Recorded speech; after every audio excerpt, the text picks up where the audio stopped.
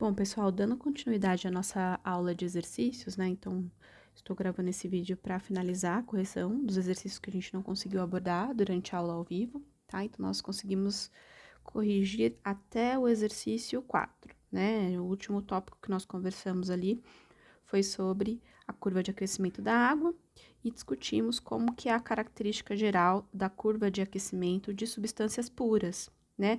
E ali nós concluímos que em substâncias puras, quando a gente avalia a curva de aquecimento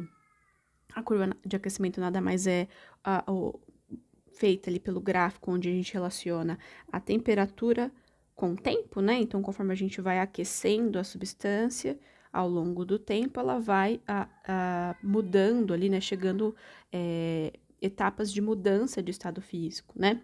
E aí, nesses momentos de mudança de estado físico, seja passando de sólido para líquido, seja de líquido para gás, para uma substância pura, a gente observa que existe esse platô, né, no gráfico. Então, a gente viu aqui, ó, esse platô, que nada mais é o que? Indica que a temperatura é constante, né? Então, para substâncias puras, quando a gente avalia a curva de aquecimento para substância pura, o que a gente observa?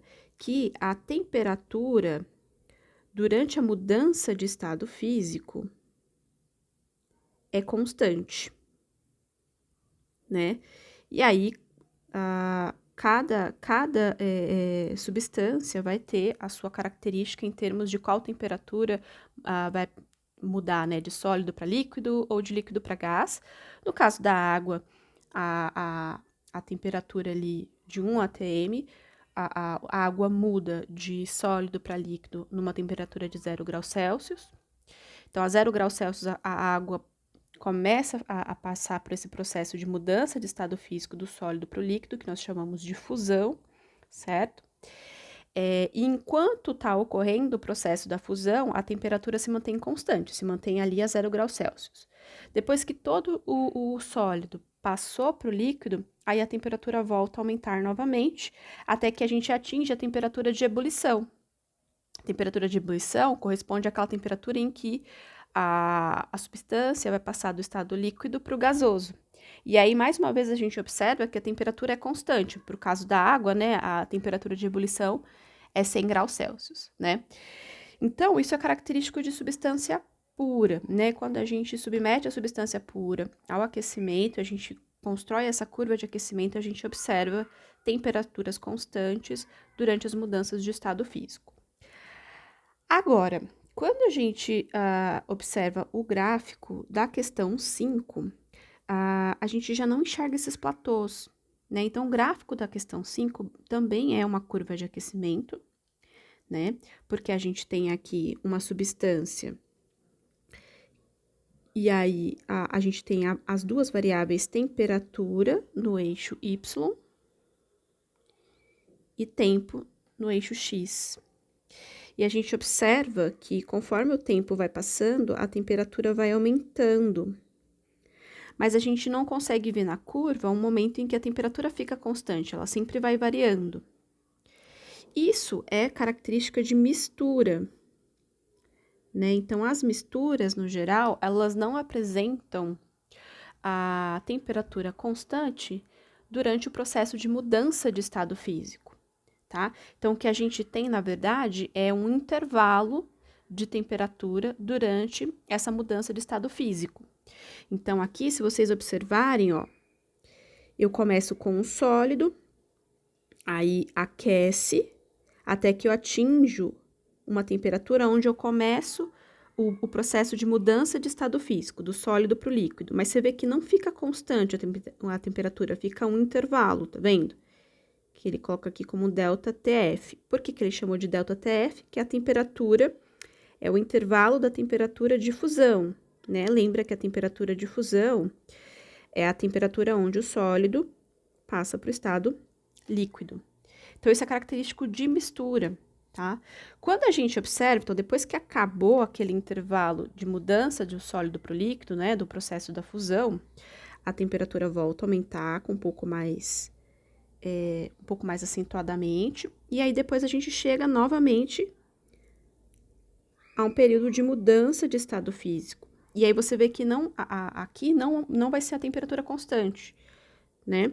Ele vai colocar aqui um intervalo de temperatura, um ΔE. ΔE porque é o intervalo de temperatura de ebulição. Lembra que ebulição é o nome que a gente dá ao processo de passar do líquido para o gás, ok? Então, isso é característico de mistura, tudo bem? Isso dava já para a gente responder uma das perguntas aqui dessa questão. A outra pergunta, ele faz se essa curva corresponde a uma curva de aquecimento ou resfriamento. Como que eu sei, pessoal, que é uma curva de aquecimento? Eu preciso ver, ao longo do tempo, se a temperatura está aumentando ou diminuindo. Se ao longo do tempo a temperatura está aumentando, eu tenho uma curva de aquecimento. Se ao longo do tempo, o tempo vai passando e a temperatura vai diminuindo, eu tenho uma curva de resfriamento. Então, se você pegar aqui, ó, 2 pontos, vamos pegar até uma outra cor para destacar. Imagina que vou pegar um ponto aqui, ó, tá? Eu tenho essa determinada temperatura, um determinado tempo aqui em minutos do gráfico. Se eu pegar um outro ponto, o que eu vou ver? Depois de passar um determinado período de tempo, se eu pegar um outro ponto aqui, o que aconteceu com a temperatura? A temperatura aumentou. Então, isso aqui indica que é uma curva de aquecimento, tá? Se fosse uma curva de resfriamento, eu ia pegar um ponto num tempo aqui mais inicial, um outro ponto num tempo que decorre depois desse ponto que eu peguei, e aí eu ia ver que a temperatura tinha diminuído, tudo bem? E aí isso caracterizaria uma curva de resfriamento. Tranquilo, pessoal? Bom, para complementar a resolução desse exercício, então, quando a gente vê a curva de aquecimento para misturas, a gente não vê essas constantes, né, essas temperaturas constantes durante a mudança de estado físico. Porém, pessoal, a gente tem 2 tipos de mistura que apresentam um comportamento um pouco, vamos dizer assim, especial. Então, nós temos as chamadas misturas eutéticas. Então, as misturas eutéticas, elas apresentam um ponto de ebulição, um ponto de fusão constante, tá? Então, quando a gente observa ali a curva de aquecimento de uma mistura eutética, a gente vai ver que a temperatura durante o processo da fusão fica constante, mas aí a temperatura durante o processo de ebulição vai variar, a gente vai ser um intervalo, tá? E o outro tipo de mistura são as chamadas azeotrópicas, tá? Nesse tipo de mistura, a temperatura ou o ponto de ebulição que vai ser constante. Então, quando a gente olha ali a curva de aquecimento para uma mistura azeotrópica, o que a gente vai observar?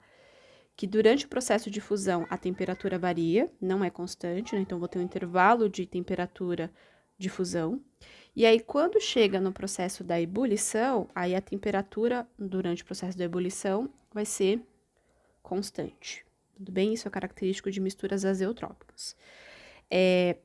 De qualquer maneira, eu vou ter um dos processos, seja a fusão, seja a ebulição, um desses a mistura não vai apresentar uma temperatura constante. Já na substância pura, os 2 processos são constantes, né? Os 2 processos vão apresentar a temperatura constante, tá bom? Então, fiquem atentos a isso, tá? A mistura eutética, ela geralmente ocorre, é uma mistura homogênea de sólidos,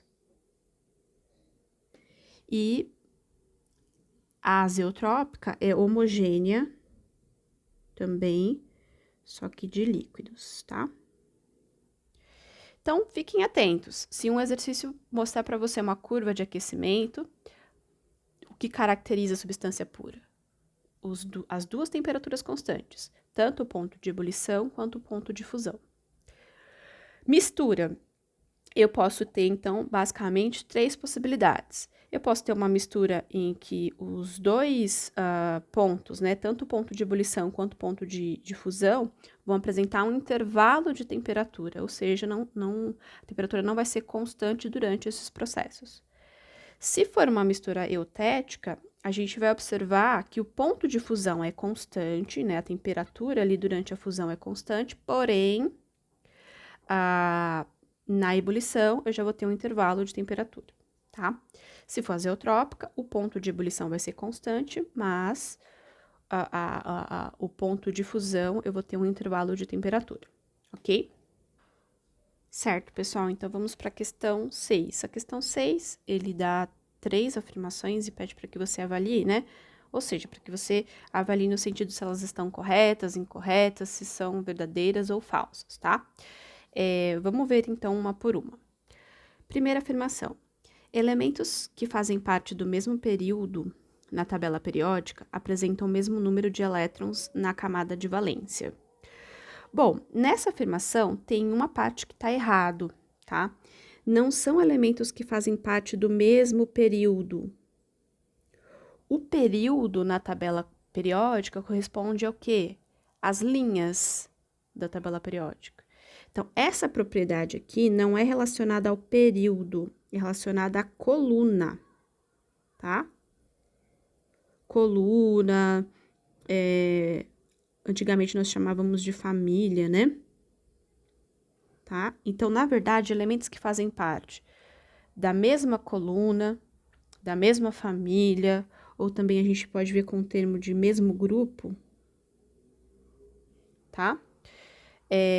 Na tabela periódica, apresentam o mesmo número de elétrons na camada de valência. Isso é verdade se a gente estiver pensando em elementos representativos, tá?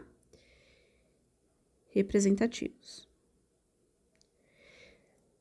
Quais são os elementos representativos, pessoal? São aqueles que fazem parte ali, né? Se você pegar a tabela, são aqueles elementos que fazem parte das colunas 1 e 2, e depois os elementos que fazem parte ali da coluna 13 a 18 da tabela periódica. Esses são os chamados elementos representativos, tá? Por quê? Eles vão apresentar ali elétrons em subníveis S ou P, tudo bem? Daí que vem essa classificação, tá? Então, se for um elemento da coluna 1, 2 ou de alguma das colunas entre 13 e 18, essa propriedade é válida. Então, para os elementos representativos, aqueles que fazem parte da mesma família ou da mesma coluna ou do mesmo grupo, vão apresentar o mesmo número de elétrons na camada de valência. Então, se você for olhar ali o pessoal da coluna 1, da primeira coluna, do primeiro grupo da tabela periódica, o pessoal ali vai todo mundo apresentar o quê? Um elétron na camada de valência, tá? E aí eu ensinei esse macete para vocês em uma das aulas que eu deixei gravado aqui, tá? Eu acho que foi na aula de íons, ou foi na aula introdutória de ligações que eu, na aula, mostrei a tabela periódica lá para vocês e ensinei como que a gente poderia ver, consultar o número de elétrons na camada de valência, pensando nessa propriedade dos dos elementos que fazem parte da mesma coluna apresentarem o mesmo número de elétrons nessa última camada, que é chamada de camada de valência, tudo bem? Então, qualquer coisa, dá uma revisada lá, tá? Bom, a segunda afirmação.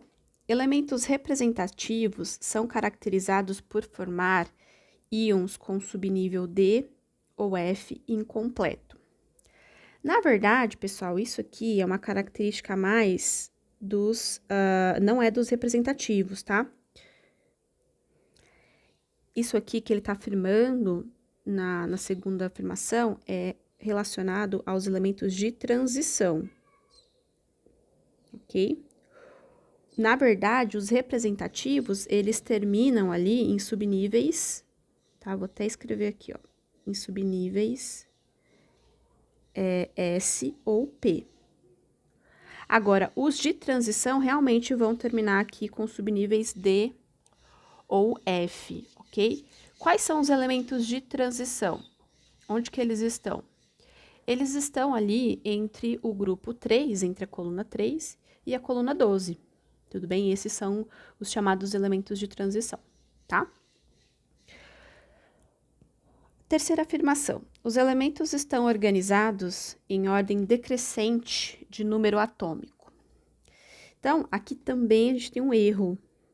Então, não é ordem decrescente. Na verdade, eles estão organizados em ordem crescente, ok? Em ordem crescente de número atômico. Isso também quando a gente teve aquela primeira aula sobre tabela periódica e tudo mais, quando eu estava falando sobre os elementos, né? E fazendo aquelas características gerais do que é um átomo, a gente fez aquele exercício de falar, o número atômico de um átomo é a identidade do átomo. Em que sentido? Se eu mudo o número de prótons de um átomo, ele vira outro tipo de elemento químico. E aí a gente observou que, na verdade, os elementos químicos, eles estão organizados na tabela periódica de forma a ter uma ordem crescente de número atômico. Então, a gente, na primeira linha, primeira coluna, nós temos quem? O hidrogênio. O hidrogênio tem qual número atômico? 1. Se eu seguir na primeira linha, o próximo elemento, né, só tem 2 na primeira linha, então na ponta tem o hidrogênio com um número atômico igual a 1. E aí, o próximo elemento da primeira linha é o hélio. O hélio tem qual que é o número atômico do hélio? É 2. Se eu seguir, então, na ordem, descer agora para a segunda linha ali, né, para o segundo período da tabela periódica, qual que é o próximo elemento que vem? É o lítio. E qual que é o número atômico do lítio? 3. Se eu seguir, então, do lado do lítio, ainda no segundo período, eu tenho quem? O berílio. Qual que é o número atômico do berílio? 4. E assim por diante. Então, na verdade, os elementos estão organizados em ordem crescente de número atômico, ok? Quando vocês estiverem fazendo exercícios de verdadeiro e falso, né, que vocês têm que ficar avaliando afirmações, quando você estiver fazendo, assim, o exercício com essa finalidade de estudar, de aplicar ali o que vocês estudaram, é muito interessante vocês irem fazendo essas correções, igual eu fui abordando aqui no momento da correção. Isso ajuda bastante a gente a reter melhor esse conteúdo, né, que está sendo cobrado na questão, tá? Então, é um exercício interessante de se fazer. Bom, pessoal, questão 7. Questão 7 é sobre, aqui, as contribuições do modelo atômico de Rutherford. Então, ali, quando vocês estavam naquela parte sobre conhecendo o que é um átomo, vocês estudaram a história dos modelos atômicos, né?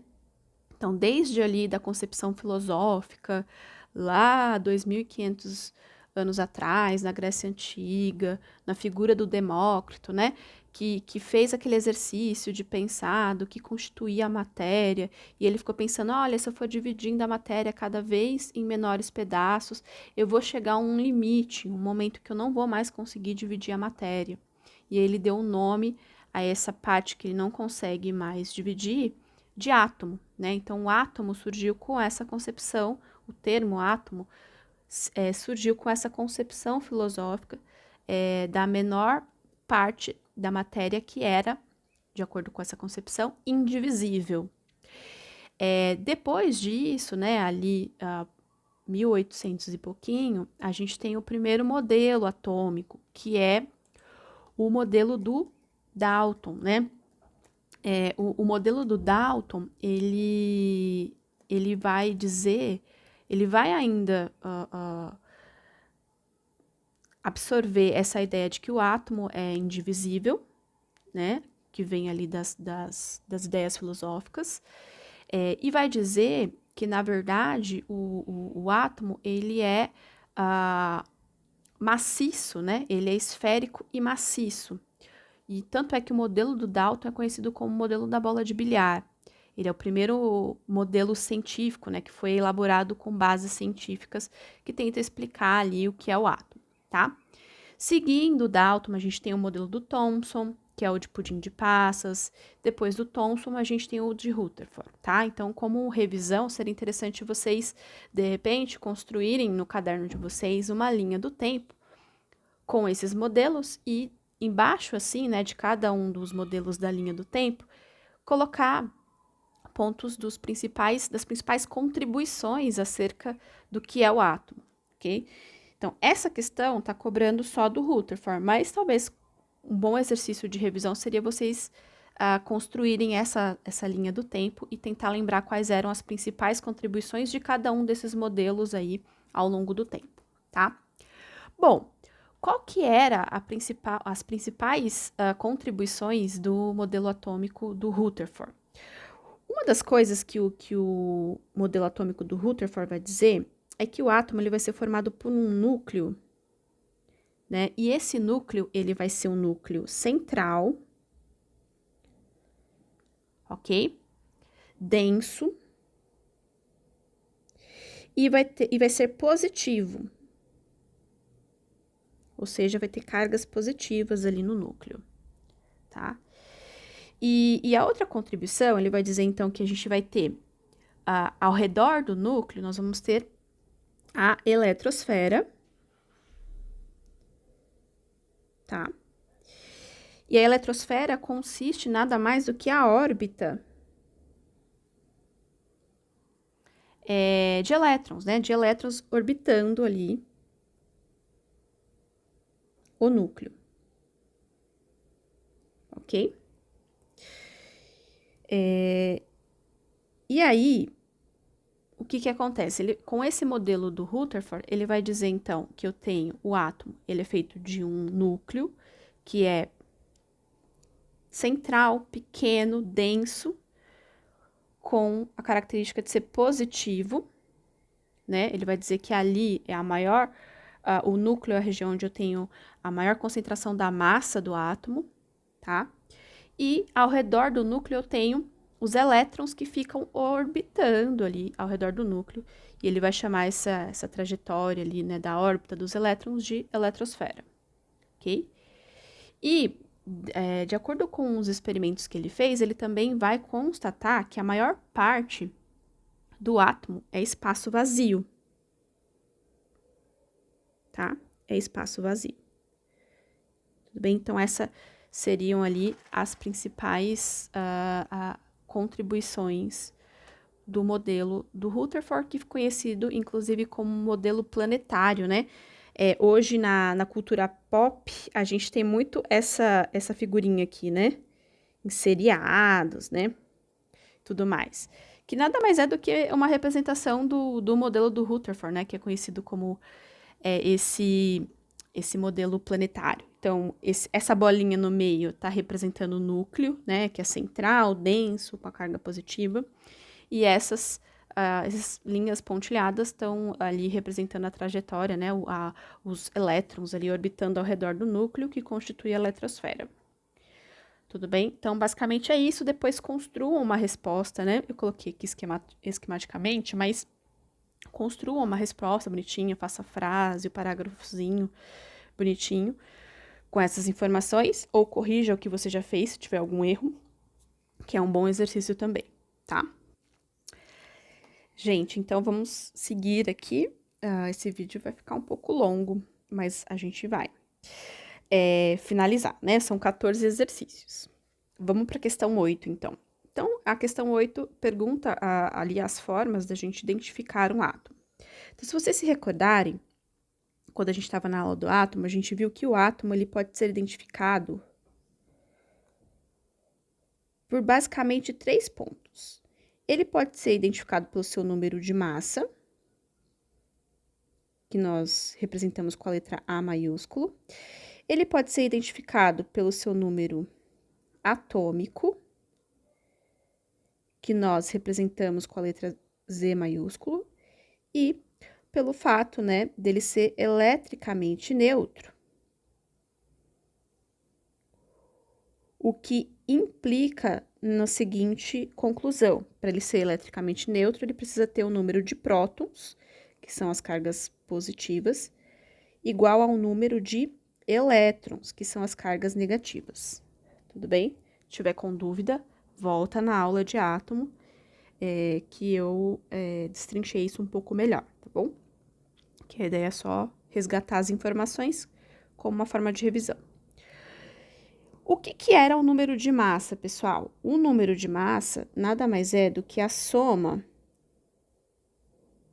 entre o número de prótons que o átomo tem com o número de nêutrons que esse átomo tem. O que era o número atômico? O número atômico é exatamente igual ao número de prótons que esse átomo tem, tá? E se eu sei o número de prótons desse átomo, eu também consigo saber o número de elétrons, né? Porque num átomo, o número de prótons é exatamente igual ao número de elétrons, tá? Então, com base nessa pequena revisão, vamos avaliar as alternativas aqui na questão 8. Letra A, o número de massa A, que corresponde... Vou ler primeiro o enunciado para não ficar quebrado, tá? Então, um átomo pode ser identificado a partir do... Letra A, número de massa, que corresponde ao seu número de prótons. Então, aqui tem duas coisas erradas. Na verdade, o que vai dar a identidade do átomo não é o número de massa, é seu número atômico. O que faz aquele átomo ser um tipo específico de elemento químico é o seu número atômico. A gente discutiu isso bem também na aula sobre átomos, tá? E a outra coisa que está errada aqui é o número de massa não corresponde somente ao número de prótons. O número de massa é a soma do número de prótons do átomo com o número de nêutrons. Então, aqui tá tudo errado. Tá? Então, a letra A, errada. B, então, o átomo pode ser identificado a partir do número atômico, Z, que corresponde à soma do número de nêutrons e prótons. Então, essa primeira parte aqui da B tá certo. Realmente, a gente pode identificar, como eu acabei de falar, o átomo a partir do seu número atômico, que é nada mais do que o seu número de prótons, né? Então, a quantidade de prótons que o átomo tem no núcleo vai definir que tipo de elemento químico ele é. O que faz um átomo ser um hidrogênio? É porque ele tem um próton no núcleo só. Se eu dou mais um próton, hipoteticamente, para esse hidrogênio, ele passa a ter 2 prótons, ele deixa de ser hidrogênio, ele passa a ser agora caracterizado como hélio, tá? Então, realmente, a gente pode identificar o átomo a partir do seu número atômico, é o que dá a identidade, é o RG do átomo, tá? Mas, quando ele explica o que é o número atômico, tá errado. O número atômico, ele não é a soma do número de nêutrons e de prótons. Isso aí é a definição de número de massa atômica, tá? Então, o número atômico é igual ao número de prótons, tudo bem? Então, por isso que essa questão fica invalidada, ela fica errada porque a forma como ele explica o que é o número atômico está errado. Letra C. Então, o que pode identificar o átomo é o número de elétrons, pois é eletricamente positivo ou negativo. Aqui tem várias coisas erradas. O número de elétrons não vai identificar o átomo, como a gente já viu, é um número atômico. E o átomo, ele não é eletricamente positivo ou negativo, ele é eletricamente neutro, né? O que significa ser eletricamente neutro? Ter um número de cargas positivas ser igual ao número de cargas negativas. Num átomo, as cargas positivas são os prótons e as cargas negativas são os elétrons. Por isso que num átomo eu vou ter o número de prótons igual ao número de elétrons, e com isso faz com que ele seja eletricamente neutro. Tudo bem? Então, tá errada também a C. D. Número de isótopos que corresponde ao número de prótons. Bom, número de isótopos não corresponde ao número de prótons, né? Se vocês se lembrarem, o que são os isótopos, pessoal? O que era esse conceito dos isótopos? Os isótopos são átomos que fazem parte do mesmo elemento químico, né? Isótopos são aqueles que têm o mesmo número de próton, tá? Por isso, isótopo. Aí a gente destaca o P para lembrar que átomos que são isótopos são aqueles que apresentam como semelhança o mesmo número de prótons, ok? Então, a D também está errada. Letra E. O que pode identificar o átomo é o número atômico, tá certo? Vamos ver se ele explica se o número atômico tá... A definição de número atômico dele tá correta também nessa última aqui. Então, um átomo pode ser identificado a partir do número atômico. que corresponde ao número de prótons, certinho, tá? Então, realmente, o número atômico é igual ao número de prótons e é o RG, a identidade do átomo, tá? Então, aqui, letra correta é a letra E, ok? Próxima questão. 9. Um átomo com número atômico igual a 80, então já vou anotar aqui, né? Número atômico é o Z, é igual a 80. E número de massa igual a 200. Então, o número de massa é o A, igual a 200, né? Apresenta. Então, antes da gente avaliar as alternativas, vamos primeiro entender o que essas informações que o enunciado trouxe para a gente com base no nosso conhecimento do que é o número atômico e do que é o número de massa. Bom, pessoal, se o enunciado falou para vocês que o número atômico é igual a 80, o que a gente pode concluir com base na definição do que é o número atômico? A gente sabe que o número atômico não é exatamente igual ao número de prótons? Se o enunciado falou para mim que esse átomo tem um número atômico igual a 80, então eu posso concluir que esse átomo tem um número de prótons igual a 80. Então, ele tem 80 prótons. Tudo bem? Então, essa já é uma primeira conclusão. Outra informação que ele deu pra gente, ele disse que o número de massa é igual a 200, tá? Então, como que a gente vai interpretar essa informação? Primeiro, o que é o número de massa? Qual que é a definição do número de massa? O número de massa é a soma de prótons que o átomo tem com o número de nêutrons que esse átomo tem. Se ele fala para mim que o número de massa é 200, e eu já sei, a partir da outra informação do número atômico, que ele tem 80 prótons, eu consigo descobrir aqui o número de nêutrons que esse átomo tem, né? Se eu fizer aqui, se eu isolar esse número de nêutrons aqui, esse N, passando esse 80 para lá, eu vou ficar aqui com N igual a 200 menos 80. Isso aqui vai dar o quê? 120 nêutrons, tá? Você vê que o enunciado dá essas informações de forma indireta, tá bom? Uma outra coisa ainda que dá pra gente concluir, né? Uma vez que a gente sabe o número de prótons que esse átomo tem, a gente também consegue saber o número de elétrons do átomo, certo? Então, a gente sabe que no átomo o número de prótons é igual ao número de elétrons. Então, se esse átomo tem 80 prótons, ele também vai ter o quê? 80 elétrons.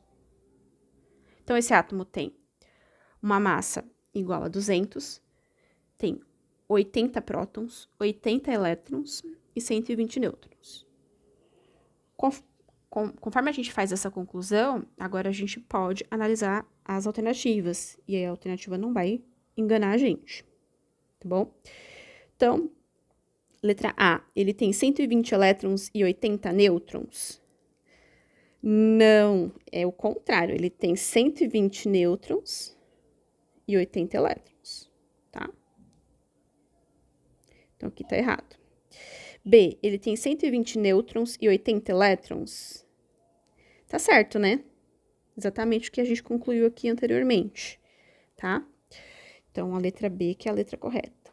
Vamos só ver as outras pra gente estudar, tá? Ele tem 200 nêutrons e 80 prótons? Na verdade, ele tem 120 nêutrons, né? Realmente tem 80 prótons, mas tem 120 nêutrons. Então, aqui, C errado. D, ele tem 80 prótons e 160 nêutrons? Ele tem 80 prótons, mas ele tem 120 nêutrons, ok? Ele tem a massa atômica igual a 280? Não, o exercício falou que a massa é igual a 200, por que eu vou contrariar o exercício, né, o enunciado? Então, nada a ver, tá? Letra correta aqui, letra B. Pessoal, vou desmembrar o vídeo em duas partes, tá bom? Eu vou fechar esse que seria essa parte mais inicial, falando sobre essas características gerais do átomo. E aí, no próximo, eu vou abordar esses exercícios que são sobre distribuição eletrônica, tá bom? Porque daí eu já faço um resumo ali das informações antes da gente resolver os exercícios, tá?